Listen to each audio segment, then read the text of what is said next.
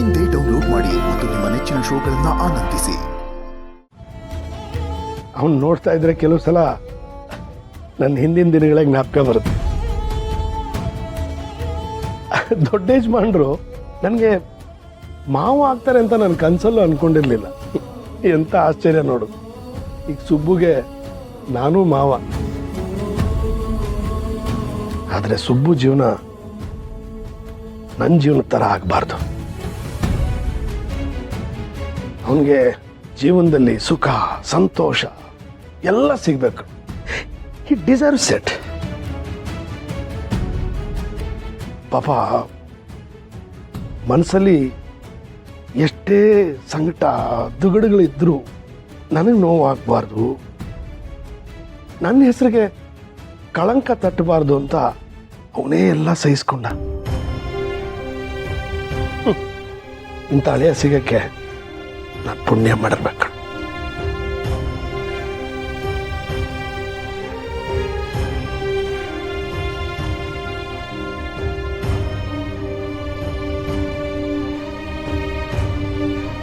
ಆ ಸುಬ್ಬುನ ಇಷ್ಟೆಲ್ಲ ಆಡಿ ಹೊಗಳ್ತಿದ್ಯಾ ಮಾವ?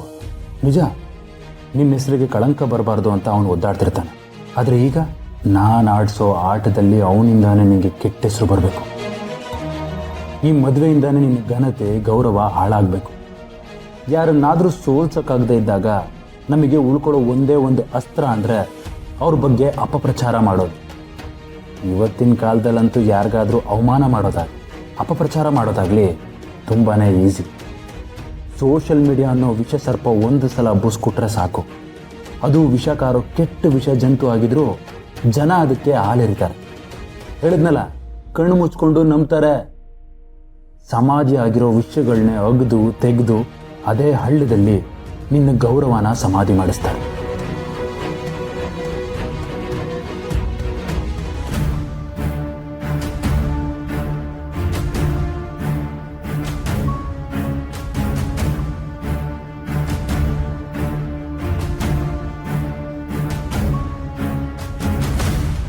ಲೇ ವಿಶಾಲು, ಇದೇನೆ ಬೆಳಬೆಳಗಿನ ಎದ್ಬಂದು ಇಲ್ಲಿ ಕೂತಿದ್ಯಾ?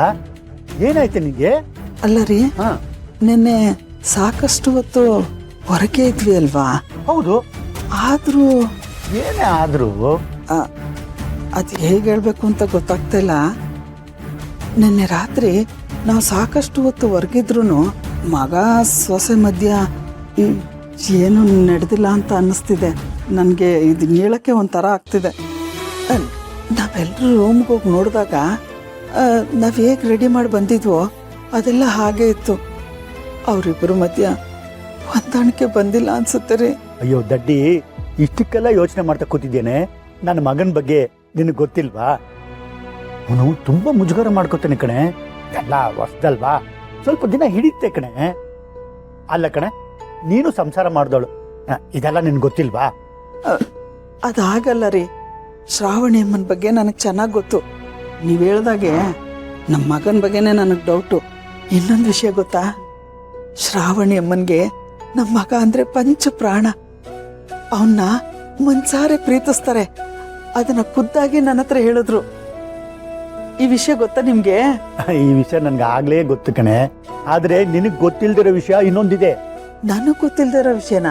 ಏನ್ರಿ ಅದು? ನಮ್ ಸುಬ್ಬುನು ಶ್ರಾವಣಿ ಅಮ್ಮವ್ರನ್ನ ಅಷ್ಟೇ ಪ್ರೀತಿಸ್ತಾ ಇದ್ದಾನೆ ಕಣೆ. ನಿಜ ಹೇಳ್ತಿದ್ದೀರೇನ್ರಿ? ಹ್ಞೂ ಕಣೆ.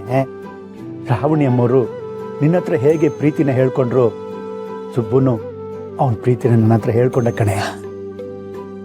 ಸುಬ್ಬುಗೆ ಶ್ರಾವಣಿ ಅಮ್ಮವ್ರಂದ್ರೆ ಪ್ರಾಣ ಕಣೆ. ಹೌದೇನ್ರಿ? ಹಾಗಿದ್ರೆ ಅವ್ರು ಒಬ್ರನ್ನೊಬ್ರು ಪ್ರೀತಿಸ್ತಾ ಇದ್ದಾರಾ? ಪ್ರೀತಿಸ್ತಾ ಇರೋದು ನಿಜ. ಆದ್ರೆ ಇಬ್ರು ಒಬ್ರಿಗೊಬ್ರು ಬಾಯ್ ಬಿಟ್ಟು ಹೇಳ್ಕೊಳ್ತಾ ಇಲ್ಲ ಕಣೆ. ಇಬ್ರಿಗೂ ಧೈರ್ಯ ಸಾಲ್ತಿಲ್ಲ. ಅದ್ರಲ್ಲೂ ನನ್ನ ಮಗ ಇದ್ದಾನಲ್ಲ, ಮಾತಾಡೋದ್ರೆ ಮೂರ್ ಸಲ ಯೋಚನೆ ಮಾಡ್ತಾನೆ. ಶ್ರಾವಣಿ ಅಮ್ಮರ ಹೆಸರು ಹೇಳೋದಕ್ಕೆ ನಾಚ್ಕೊಂಡು ಹಿಂದಿಂದ ಹೋಗ್ತಾನೆ. ಇನ್ನು ಪ್ರೀತಿ ವಿಷಯ ಹೇಳ್ತಾನ? ಈ ವಿಷಯ ಎಲ್ಲ ಅವನಿಗೆ ಮದುವೆ ಮುಂಚೆನೆ ಹೇಳ್ಬೇಕು ಅಂತ ಅನ್ಸಿತ್ತು. ಆದ್ರೆ ಅವನಿಗೆ ಧೈರ್ಯ ಸಾಲದು ಕಡೆ, ಸುಮ್ಮನೆ ಆಗ್ಬಿಟ್ಟ. ದೇವ್ರೆ, ಎಂತ ದಡ್ಡ ರೀ ಅವನು. ದಡ್ಡ ಅಲ್ಲ ಕಡೆ, ಹೆದ್ರ ಪುಕ್ಲ. ಪ್ರಪಂಚನೇ ಎದುರಿಸೋ ಧೈರ್ಯ ಇದ್ರು ಪ್ರೀತಿ ವಿಷಯ ಹೇಳೋಕೆ ಧೈರ್ಯನೇ ಇಲ್ಲ ಕಣ ಅವನ್ಗೆ. ನಿನ್ನೆ ಅವನು ಪ್ರೀತಿ ವಿಷಯ ಹೇಳ್ಕೊತಿದ್ನೋ ಏನೋ, ಕಾಂತಮ್ಮ ಒಳಗೆ ಬಂದು ಎಲ್ಲ ಹಾಳು ಮಾಡ್ಬಿಟ್ಟು. ಹೋಗ್ಲಿ ಬಿಡ್ರಿ. ಒಟ್ಟಾರೆ ಈ ವಿಷಯ ನನ್ನ ಹತ್ರ ಹೇಳಿದ್ರಲ್ಲ, ನನ್ಗೆ ಹಾಲು ಕುಡ್ದಷ್ಟು ಸಂತೋಷ ಆಗ್ತಿದೆ. ಹೇಗಿದ್ರು ಮಗ ಸೊಸೆ ಒಟ್ಟಿಗೆ ಇರ್ತಾರಲ್ಲ, ಯಾವ್ದಾರ ಒಂದು ಅಮೃತ ಕಳಿಗೆಲಿ ಅವರಿಬ್ರು ಒಂದಾಗ್ತಾರೆ. ಅವರು ಬರೀ ಸ್ನೇಹಿತರಾಗಿರುವಾಗ್ಲೇ ಒಬ್ರು ಇನ್ನೊಬ್ರು ಬಿಟ್ಕೊಟ್ಟಿಲ್ಲ ಅಂತದ್ರಲ್ಲಿ ಈಗ ಅವರಿಬ್ರು ಮಧ್ಯ ಪ್ರೀತಿ ಇದೆ. ಅದನ್ನ ಬಾಯಿ ಬಿಟ್ಟು ಹೇಳ್ಕೋಬೇಕು ಅಷ್ಟೇ. ಎಲ್ಲ ಆಗುತ್ತೆ ಕಣೆ, ಸಮಯ ಕೂಡಿ ಬರಬೇಕು ಅಷ್ಟೇ.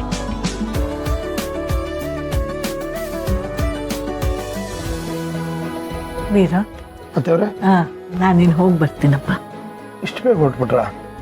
ಯಾಕೋ ನಿಮ್ಮನ್ನ ಕಳ್ಸಕ್ಕೆ ಮನ್ಸಾಗ್ತಾ ಇಲ್ಲ. ಏನ್ ಮಾಡೋದಪ್ಪ, ತುಂಬಾ ದಿನ ಸಾಲಿಗ್ರಾಮನ್ ಬಿಟ್ಟಿರಕ್ಕಾಗಲ್ಲ. ಅಲ್ಲಿ ಊರಿನ ಜನ ಎಲ್ಲ ಕಾಯ್ತಾ ಇದಾರಂತಪ್ಪ. ಅಲ್ಲ, ನೀವು ಹೋಗಿ ಶ್ರಾವಣಿ ಮದುವೆ ಏನೋ ಆಯ್ತು, ಆದ್ರೆ ಕರ್ಸ್ಕೊಳ್ಳೋದು ಕಳ್ಸೋದು ಇದೆಲ್ಲ ಶಾಸ್ತ್ರಗಳು ಇರ್ತವೆ. ನೀವೇ ಬಂದು ಮುಂದೆ ನಿಂತ್ಕೊಂಡು ಮಾಡ್ಬೇಕು. ಬರ್ತೀನಪ್ಪ, ಖಂಡಿತ ಬರ್ತೀನಿ. ಅಣ್ಣ ಅಣ್ಣ, ಈ ವಿಡಿಯೋ ನೋಡು. ವಿದ್ಯಾಮಂತ್ರಿಗಳು ಪ್ರಜೆಗಳು ಅವರ ಮೇಲೆ ಇಟ್ಟಿರೋ ನಂಬಿಕೆನ ಮನಸ್ಸು ಹೆಚ್ಚೆ ಬಳಸ್ಕೊತಿದ್ದಾರೆ. ಅಷ್ಟಕ್ಕೂ ವಿದ್ಯಾಮಂತ್ರಿಗಳು ವೋಟ್ ಬ್ಯಾಂಕ್ ಮೇಲೆ ಕಣ್ಣಿಟ್ಟಿದ್ದಾರ. ಮನೆಯಲ್ಲಿ ಕೆಲಸಕ್ಕಿದ್ದವನನ್ನ ಸಹಾಯಕನಾಗಿ ಜೊತೆಗಿದ್ದವನ್ನ ಅಳಿಯನಾಗಿ ಮಾಡಿಕೊಂಡಿದ್ದಾರೆ. ಇದರ ಹಿಂದೆ ಇರುವ ರಹಸ್ಯನಾದ್ರೂ ಏನು?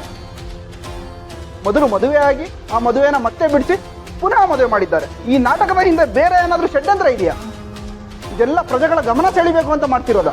ಅದಕ್ಕೋಸ್ಕರ ಮದುವೆಯನ್ನ ಶುಭ ಕಾರ್ಯನ ಬಳಸ್ಕೊಂಡ್ರ?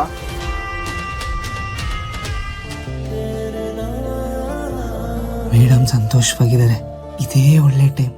ಈ ಕಾಫಿನ ಇಬ್ಬರು ಹಂಚ್ಕೋತಿದ್ದೀವಿ, ಅದೇ ಥರ ಜೀವನನೂ ಹಂಚ್ಕೋತಿದ್ದೀವಿ. ಇಷ್ಟೆಲ್ಲ ಆದಮೇಲೆ ಪ್ರೀತಿನ ಹಂಚ್ಕೊಳ್ಳೋದ್ರ ಬಗ್ಗೆ ಯಾಕೆ ಮಾತಾಡಬಾರ್ದು? ಹೇಳ್ಬಿಡ್ತೀನಿ.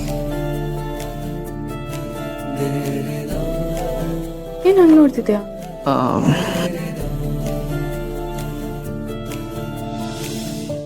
ಮೇಡಮ್ಮ, ಒಂದು 2 ನಿಮಿಷ ನೀವೇನು ಮಾತಾಡಬೇಡಿ. ನಾನು ಮಾತಾಡ್ತೀನಿ. ನಾನು ಮಾತಾಡೋದೆಲ್ಲ ಕೇಳಿಸ್ಕೊಳ್ಳಿ. ಆಮೇಲೆ ನಿಮಗೇನು ಅನ್ಸುತ್ತೋ ಅದನ್ನು ಹೇಳಿ. ಅದು ಮೇಡಮ್, ಮೊದಲೇ ನಾನು